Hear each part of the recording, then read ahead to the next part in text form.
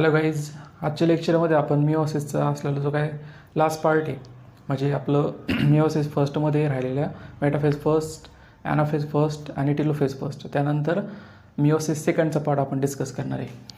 Last लेक्चरला आपण काय केलं होतं, प्रोफेज फर्स्टमध्ये असलेल्या सब स्टेजेस पाहिल्या होत्या किंवा सब फेजेस पाहिल्या होत्या. 5 आपल्याला माहिती आहे: लिप्टोटिनी, झायगोटिनी, पॅचिटिनी, डिप्लोटिनी आणि डायकायनेसिस. डायकायनेसिसमध्ये कम्प्लिटली डिसॲपियर होतं आणि डायकायनेसिसमधून ही जी सेल आहे ही मेटाफेज फर्स्टमध्ये एंटर होणार. ओके, आपल्याला काय माहिती आहे, मेटाफेज फर्स्टमध्ये होतं काय, सेंट्रोझोम जे असतात किंवा centriole they reach to the pole, opposite पोलकडे रीच करतील. त्याच्यामध्ये स्पिंडल फायबर्स काय होतील, फॉर्म होतील.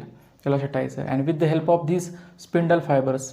आता हे जे बायव्हॅलंट आहे, कारण की होमोलॉगस क्रोमोझोम अजून सेपरेट झालेले नाही, हे टर्मिनल एंडला अजून पण अटॅच आहे. ओके, आता हे जे बायोव्हॅलंट हे आपल्याला कुठं पाहायला भेटतील, इक्वेटोरियल लाईनला किंवा मिडल लाईनला आपल्याला पाहायला भेटणार, सेलच्या असतात. ओके, हे कशा थ्रू अरेंज होतील, स्पिंडल फायबर थ्रू. म्हणजे ह्या मेटाफेजमध्ये आपल्याला काय पाहायला भेटतं, bivalent arrange on equatorial plane with the help of spindle fibre. याला लक्षात आहे, स्पिंडल फायबरच्या हेल्पनी हे इक्वेटोर लाईनला अरेंज झालं बायव्हॅलंट. आता नेक्स्ट आपल्याला जी फेज पाहायला भेटते ती आहे ॲनाफेज फर्स्ट. आता during anaphase first what will happen, पहिली गोष्ट लक्षात ठेवायचं, स्पिंडल फायबरमध्ये कॉन्ट्रॅक्शन होतं. लक्षात ठेवायचं, कॉन्ट्रॅक्शन, बरोबर. आता हे जे स्पिंडल फायबर असतात यांच्यामध्ये कॉन्ट्रॅक्शन आपल्याला पाहायला भेटणार, म्हणजे ह्या साईडला मूव्ह व्हायला लागतात spindle fibres. Due to this what will happen, का हे जे बायव्हॅलंटमध्ये असलेले होमोलॉगस क्रोमोझोम आहे finally they will get separate from each other. हे जे काही बायोव्हॅलंटमध्ये असलेले जे होमोलॉगस क्रोमोझोम असतात हे एकमेकांपासून फायनली काय होतील, सेपरेट आपल्याला पाहायला भेटतील. हे लक्षात ठेवायचं. ओके, मग due to spindle fibre contraction, homologous chromosome in bivalent get separate from each other. आता ही जी प्रोसेस आहे का दोन होमोलॉगस क्रोमोझोम एकमेकांपासून सेपरेट होतात, ह्या प्रोसेसला आपण काय कन्सिडर करणार, this process is called as disjunction.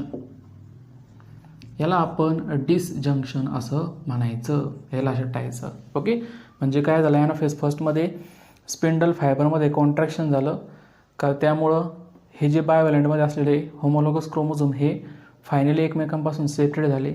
त्या प्रोसेसला आपण डिसजंक्शन असं म्हणायचं, हे लक्षात ठेवायचं. ॲनाफेज सेकंडमध्ये होतं काय, सेंट्रोमियर स्प्लिट होईल, लक्षात ठेवायचं. Okay, anaphase फर्स्टमध्ये homologous chromosome separate होतात, हे आपल्याला माहीत पाहिजे. ओके, नेक्स्ट आपल्याला जी फेज पाहायला भेटेल ती आहे आता टेलोफेज फर्स्ट. क्रोमोझोम सेपरेट झाले होते ते फायनली ते त्यांच्या ऑपोजिट पोलकडे रीच करतील, हे लक्षात ठेवायचं. आणि त्याच्या सराउंडिंगला काय फॉर्म व्हायला सुरुवात होईल, न्यूक्लिअर मेम्ब्रेन, काय होणार, परत रिॲपियर होणार. ओके, हे जे आपल्याला पाहायला भेटणार न्यूक्लिओलस, परत रिॲपियर आपल्याला पाहायला भेटणार, हे लक्षात ठेवायचं. म्हणजे during telophase first what will happen, पहिली गोष्ट म्हणजे न्यूक्लिअर मेम्ब्रेन अँड न्यूक्लिओलस रिॲपियर, परत फॉर्म होणार स्पिंडल फायबर्स जे आपल्याला पाहायला भेटतील. पहा, स्पिंडल फायबर्स हे काय झाले, हे डिझॉल्व झाले. स्पिंडल फायबर हे डिझॉल्व झाले, हे लक्षात ठेवायचं. ओके, आणि हे जे क्रोमोझोम्स होते, क्रोमोझोम्स त्यांच्यामध्ये आपल्याला पाहायला भेटणार अनकॉइलिंग. म्हणजे सुरुवातीला कंडेन्सेशन किंवा कॉइलिंग झालं होतं, आता त्याच्यामध्ये अनकॉइलिंगची प्रोसेस सुरुवात होणार, म्हणजे ते इलॉंगेट आपल्याला पाहायला भेटतील, हे लक्षात ठेवायचं. आणि फायनली लेट टेलोफेजमध्ये आपल्याला काय पाहायला भेटणार, म्हणजे टेलोफेजच्या एंडला 2 डॉटर न्यूक्लियाय फॉर्म्स, याला शटायचं. 2 डॉटर न्यूक्लियाय फॉर्म होतील. These are nothing but daughter nuclei. 2 daughter nuclei form होणार, याला शटायचं. ओके. आता फायनल आपल्याला याच्यामध्ये जी स्टेप पाहायला भेटती ती म्हणजे काय, सायटोकायनेसिस फर्स्ट.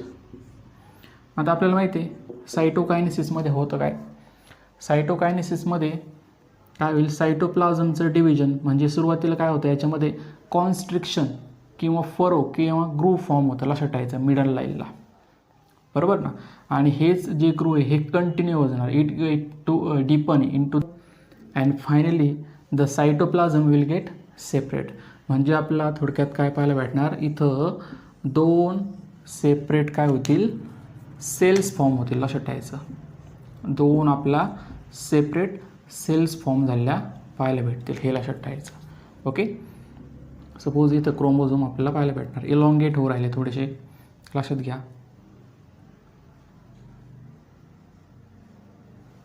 बरोबर.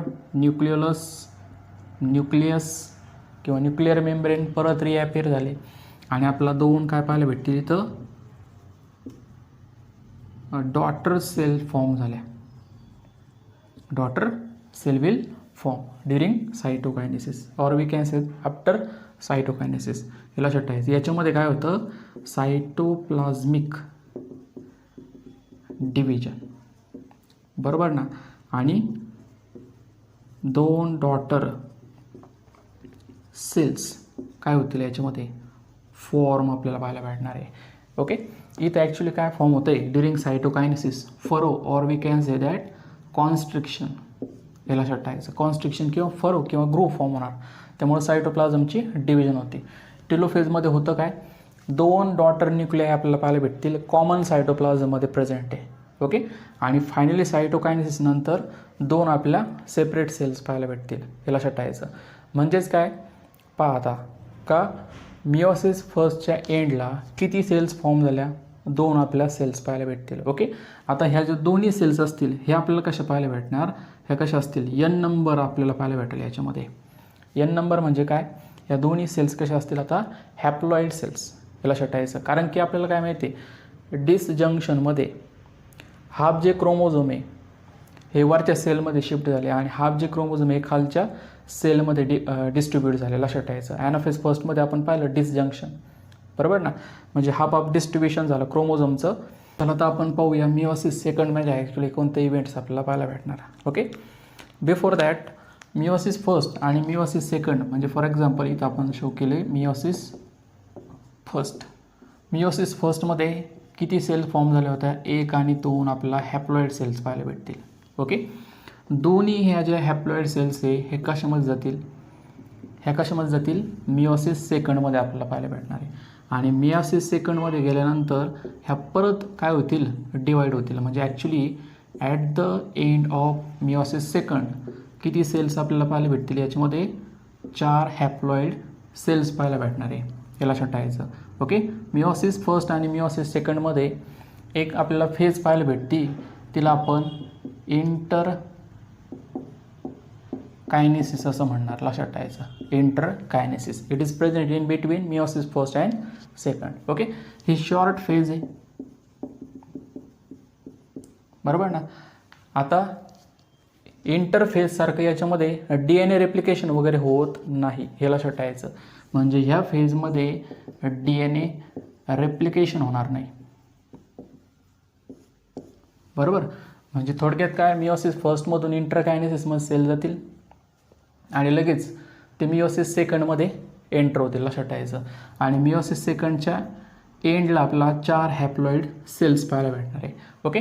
आता इथं आपल्याला माहिती आहे, पहा इथं काय येतं, पॅरेंट सेल आपण पाहिलं मिओसिस सेकंडमध्ये असलेला, ह्या पण हॅप्लॉइड आहे आणि त्याच्यापासून हॅप्लॉइड सेल्स फॉर्म होतील. त्यामुळं मिओसिस सेकंडला आपण काय म्हणतो, होमोटायपिक डिव्हिजन असं म्हणणार. म्हणजे इक्वल आपल्याला नंबर पाहायला भेटणार क्रोमोझोमचा, दॅट्स वाय, याला लक्षात ठेवायचं. आता मिओसिस फर्स्टच्या फर्स्ट फेजमध्ये या, मिओसिस सेकंडमध्ये. ओके. चला आता एक पॉईंट सांगितलं होतं, पहा टेलोफेज फर्स्टमध्ये काय होतं, अनकॉइलिंग व्हायला सुरुवात होणार आहे का नाही. पण कम्प्लिटली अनकॉईल होण्याच्या अगोदरच सेल कशामध्ये एंटर होऊ राहिले, प्रोफेज सेकंडमध्ये एंटर होऊ राहिले, हे लक्षात ठेवायचं. ओके, आता प्रोफेज सेकंडमध्ये आपल्याला कोणतं पाहायला भेटणार, परत कंडेन्सेशन किंवा कॉइलिंग स्टार्ट होतं. कंडेन्सेशन स्टार्ट होणार क्रोमोझोम्समध्ये, म्हणजे जे अनकॉईल व्हायला लागले होते क्रोमोझोम्स टिलोफेज फर्स्टमध्ये, त्यांच्यामध्ये परत कॉइलिंग आपल्याला पाहायला भेटणार, परत कॉइलिंग स्टार्ट होती, हे लक्षात ठेवायचं. ओके, दुसरी गोष्ट म्हणजे जे न्यूक्लिअर मेम्ब्रेन असेल, nuclear membrane, okay, this is nuclear membrane. त्यानंतर nucleolus, nuclear membrane and nucleolus, this is nucleolus. Okay, हे काय व्हायला लागतात, डिसॲपियर. परत काय होतील, हे डिसॲपियर आपल्याला पाहायला भेटणार.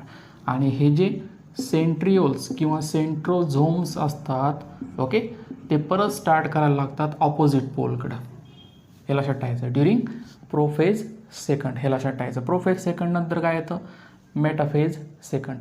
आता मेटाफेज सेकंडमध्ये आपल्याला माहिती आहे सेंट्रोझोम्स जे असतात किंवा हे काय येतं ॲक्च्युली सेंट्रोझोम्स, हे कुठं रीच केलं त्यांनी, ऑपोजिट पोलकडे रीच केलं. आणि with the help of spindle fibres, these are nothing but spindle fibre, the chromosomes are arrange on equatorial plane. Chromosome कुठं अरेंज आहे, इक्वेटोरियल प्लेनला अरेंज आहे. म्हणजे मेटाफेज सेकंडमध्ये पण काय होतं, लक्षात ठेवायचं, with the help of spindle fibre,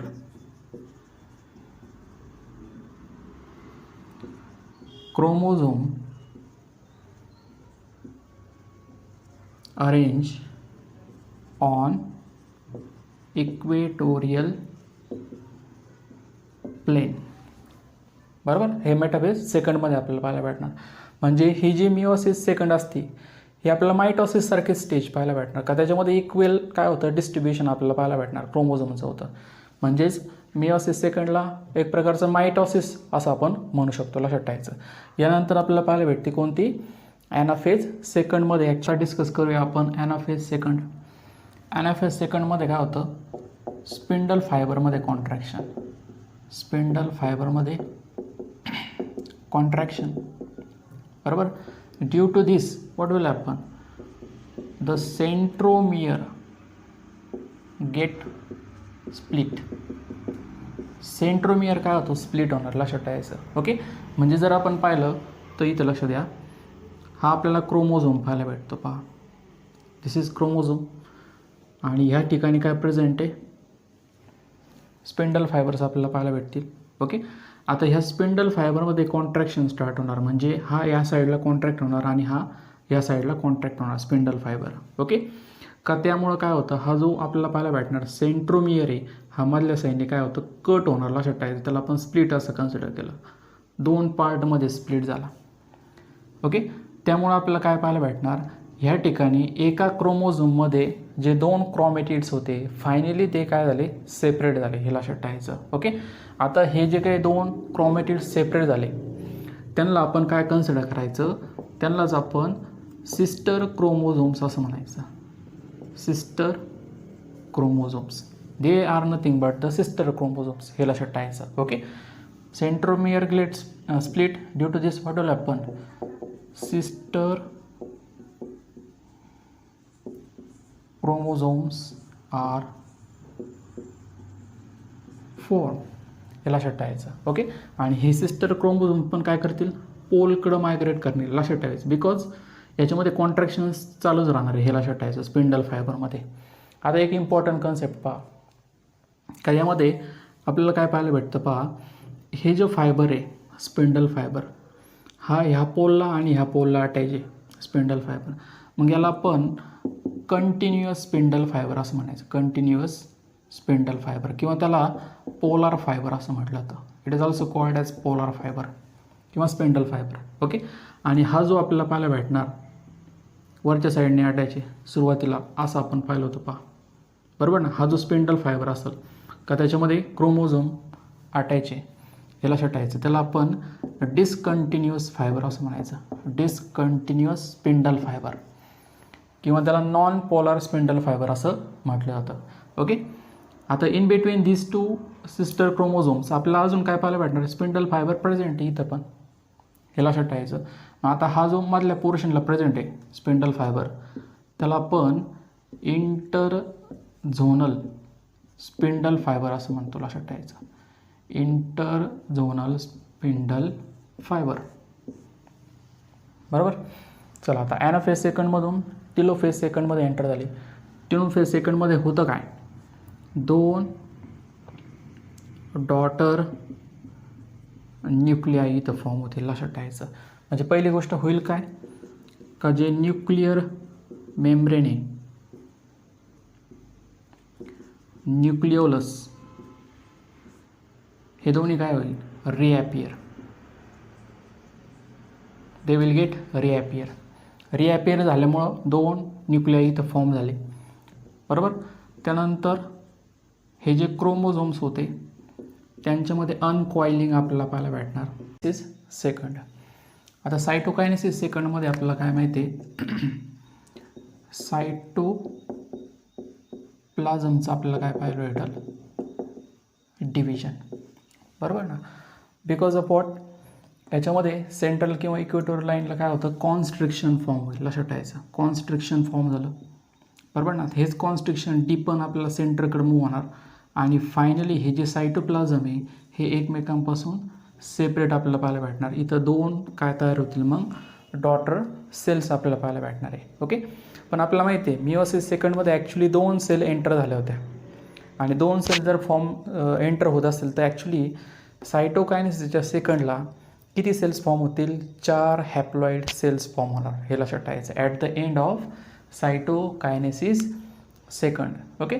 चला आता काही याच्यामध्ये असणारे इम्पॉर्टंट सिग्निफिकन्स आपण स्टडी करूया. मिओसिसचे कोणते येतं, इट प्रोड्युसेस गॅमेट्स, हे लक्षात ठेवायचं. म्हणजे मिओसिस थ्रू काय होईल, गॅमेट्स फॉर्म होतील, लक्षात ठेवायचं. म्हणजे जर आपण पाहिलं मेलमध्ये कोणतं गॅमेट फॉर्म होतं त्याला आपण कन्सिडर करतो स्पर्म, आणि फिमेलमध्ये जे आपल्याला पाहायला भेटतं त्याला आपण एग किंवा ओवा असं कन्सिडर करणार, हे लक्षात ठेवायचं. दोन्ही गॅमेट्स कसे असतील, हॅप्लॉइड आपल्याला माहिती आहे. दुसरं जे आपल्याला पाहायला भेटणार आहे ते म्हणजे काय, it helps to restore the diploidy. म्हणजेच काय, constant number of chromosome in a species is maintain across generation, बरोबर ना. म्हणजे एक्झाम्पल आपण घेऊया म्हणजे लक्षात येईल. सपोज इथं आपण मेल घेतला, हा मेल आहे, हा डिप्लॉइड आहे ऑलरेडी मेल. इथं आपल्याला पाहायला भेटणार फिमेल आहे, हे पण डिप्लॉइड आहे, हे लक्षात ठेवायचं. 46 क्रोमोझोम इथं प्रेझेंट आहे, 2 सेट क्रोमोझोमचे, पेअर्स पेअर्ड असतात 23. ओके. चलो आता यांनी गॅमेट्स फॉर्म केले, बरोबर ना. गॅमेट्स कसे असतील, हॅप्लॉइड आपल्याला माहिती आहे, एन नंबर. म्हणजे इथं किती येतील, 23 क्रोमोझोम येतील, इथं 23 क्रोमोझोम येतील. यांच्यामध्ये फर्टिलायझेशन झालं, फर्टिलायझेशन नंतर परत डिप्लॉइड आपल्याला पाहायला भेटणार आणि याच्यामध्ये टोटल किती येतील, 46 नंबर ऑफ क्रोमोझोम. म्हणजे कॉन्स्टंट नंबर काय होतं, डिस्ट्रीब्यूट होतं, लक्षात ठेवायचं, ड्यू टू द मिओसिस. नंतर पहा, due to crossing over genetic recombination takes place. मिओसिसमध्ये आपल्याला काय पाहायला भेटणार, क्रॉसिंग ओव्हर झालं. कोणत्या फेजमध्ये होतं क्रॉसिंग ओव्हर, पॅचिटिनीमध्ये आपल्याला पाहायला भेटणार. ओके. क्रॉसिंग ओव्हरमुळे जेनेटिक रिकॉम्बिनेशन झालं आणि जेनेटिक रिकॉम्बिनेशनमुळे आपल्याला काय पाहायला भेटणार, व्हेरिएशन्स म्हणजेच काय असतात, बदल.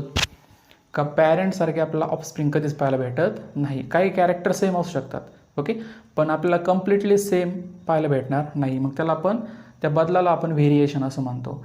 आणि हे व्हेरिएशन कशासाठी इम्पॉर्टंट आहे, variations are important for what, evolution. उत्क्रांतीसाठी व्हेरिएशन महत्त्वाचे आहेत, लक्षात ठेवायचं. ओके.